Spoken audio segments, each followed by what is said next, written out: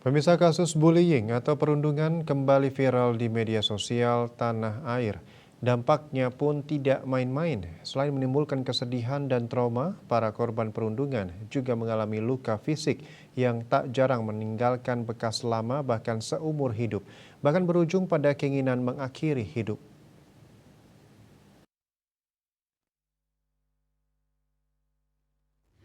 Guru penggerak Kemendikbudristek Iputu Gede Sutaryana Tubuhwibawa mengatakan, mungkin saja kasus yang menyebar luas di media sosial hanya menggambarkan sebagian kecil kasus perundungan yang sesungguhnya terjadi baik di sekolah maupun di luar sekolah.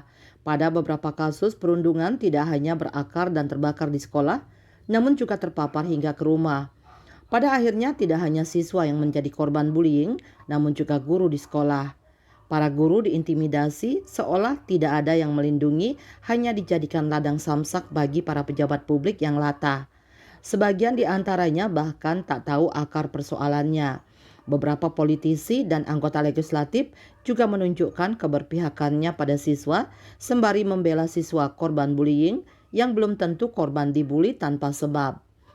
Mereka juga unjuk kekuatan dengan memojokkan para guru dengan dalil-dalil hukum yang tak pernah disosialisasikan oleh penegak hukum. Organisasi-organisasi HAM juga seringkali berat sebelah membela hak anak sebagai korban, namun mengesampingkan hak guru ketika menghadapi kekerasan fisik. Pada episode puncak, gurulah yang disalahkan, tidak boleh memberikan hukuman fisik maupun bentakan. Langkah pertama yang mendesak adalah melakukan sosialisasi tentang parenting kepada orang tua siswa, mengingat tidak ada sekolah atau kuliah jurusan mendidik anak. Para orang tua harus dibekali dengan parenting pada awal anaknya masuk sekolah tersebut. Harapannya orang tua bisa memberi porsi tepat yang hal-hal yang bisa dilakukan di rumah untuk memberi dukungan material dan non-material, utamanya terkait dengan pembentukan karakter.